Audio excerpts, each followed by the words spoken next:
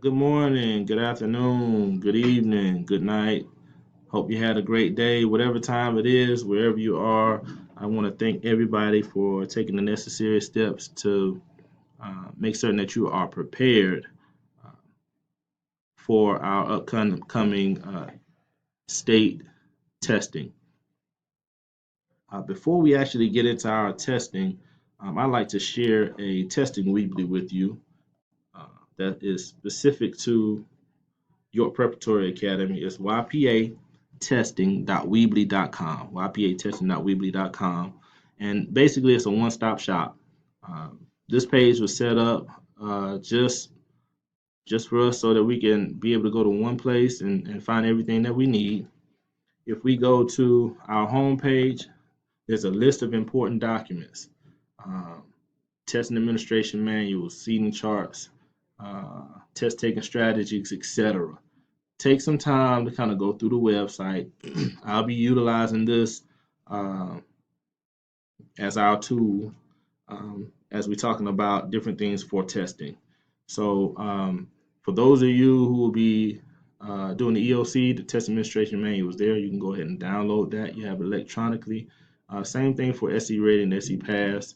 It's an electronic document that you can download and make something that you are familiar with it. Read through it, understand it, ask questions, read through it again, understand it, ask questions, so that we are in compliance with our state testing. I do have a hard copy for each individual who will be involved in the testing.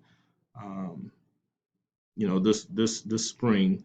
So, but if for those of you who want to go ahead and get access to it now, here it is.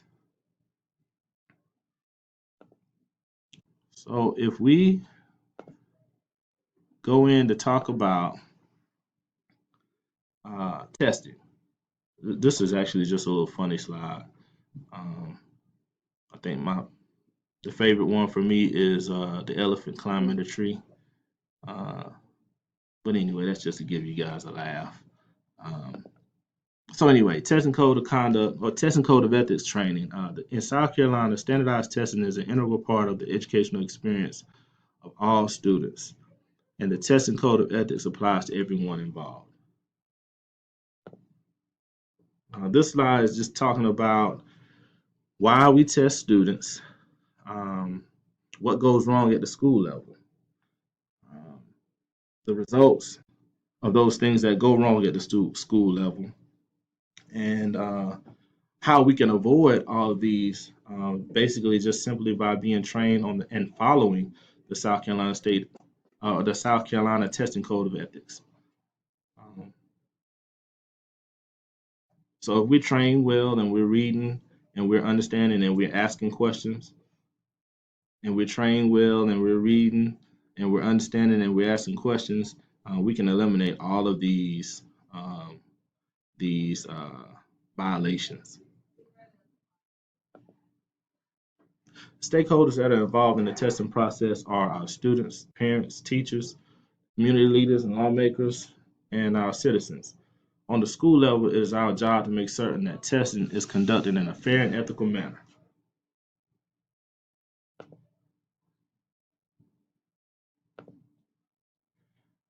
So when we're talking about the testing code of ethics, there's four major components. Um, it's security. We got to assure that accurate security of testing materials and student confidentiality. Preparation.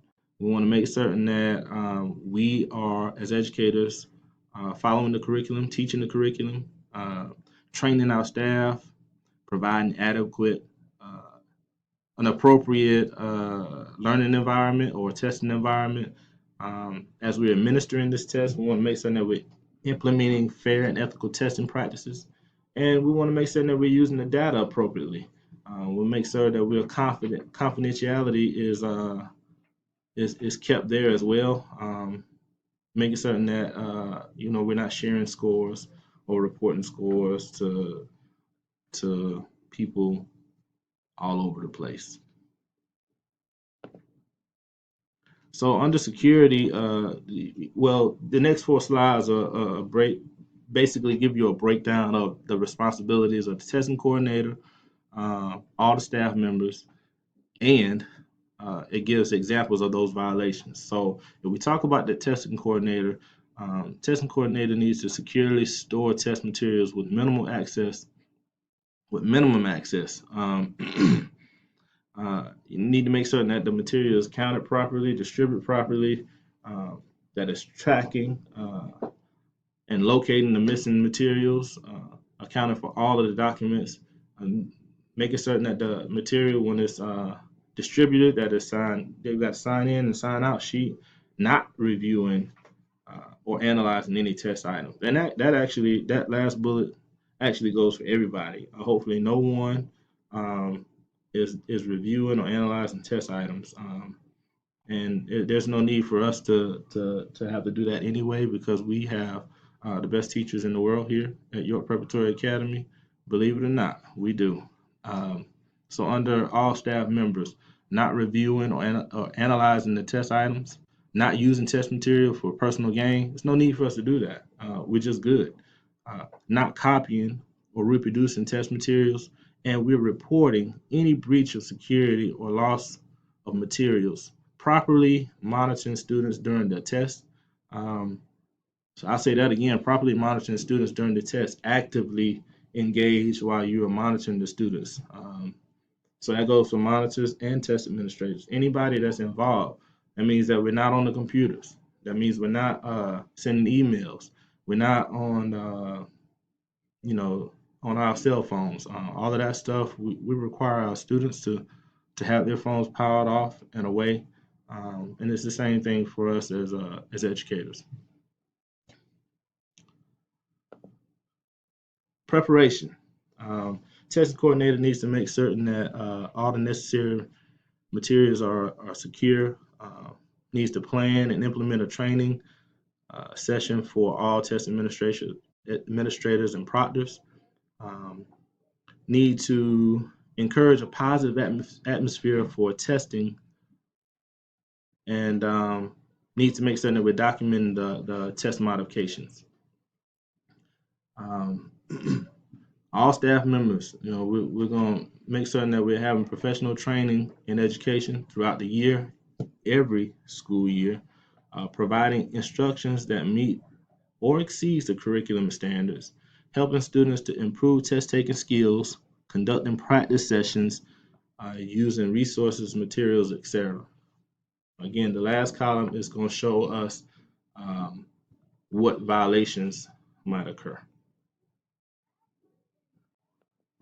All right, administration. Testing coordinator needs to establish a school-wide procedures for test administrations, informing the Office of Accountability about testing violations, testing or training test administrators and proctors. So this is part of that training as far as training the test administrators and the monitors. We'll have another live session face-to-face coming out real soon. I'll send an all staff email just to let you know what that date will be.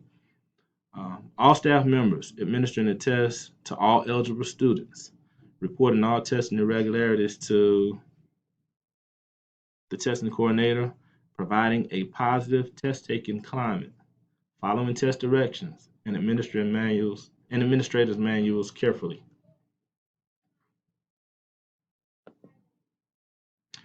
Scoring analysis and reporting. In this case right here, test coordinator needs to maintain test security of all answer keys, rubrics, and test results. And we need to protect our students' confidentialities at all times. That's for everybody.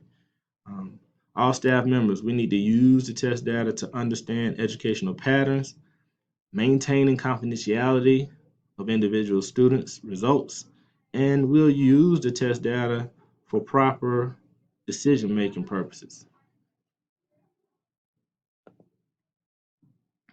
So I won't read this entire slide to you, but basically this is what we do not need to do so that we are in compliant with the testing code of ethics. You do not want to encourage a student to be absent the day of testing.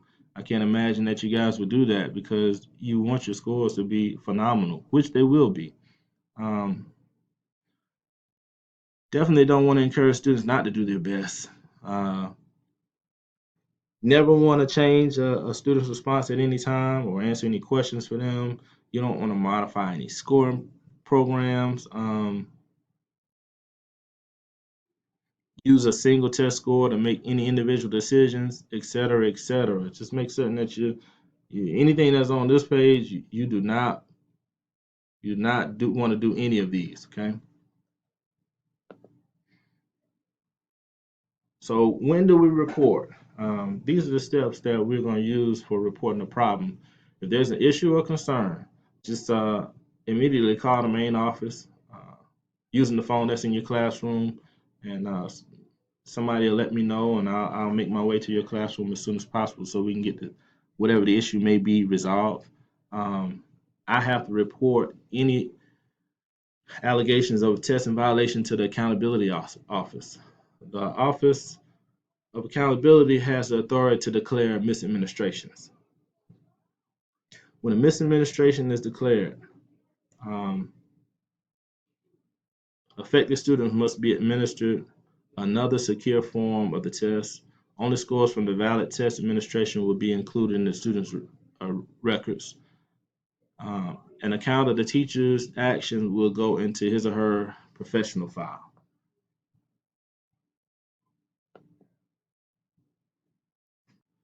The consequences for violations or not doing what we're supposed to do. I can't go to jail. I ain't built for it. So that's why I'm going to do everything in my power to make certain that we're doing everything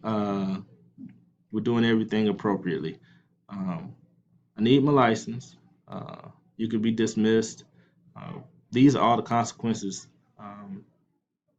that could come to play if we are not in compliance with our testing code of ethics.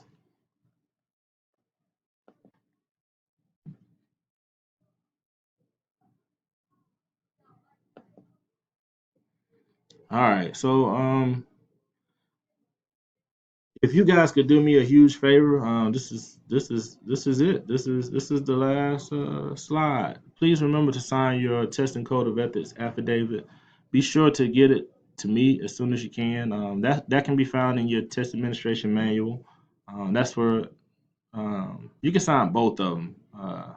The test administration like if you're an administrator, sign that one. If you're well, I'm asking everybody to sign all of them, the monitor form and the administrator's form. Um, Make certain that you've answered all of the questions that have been included into this video. If you have any additional questions or concerns, please just email me directly.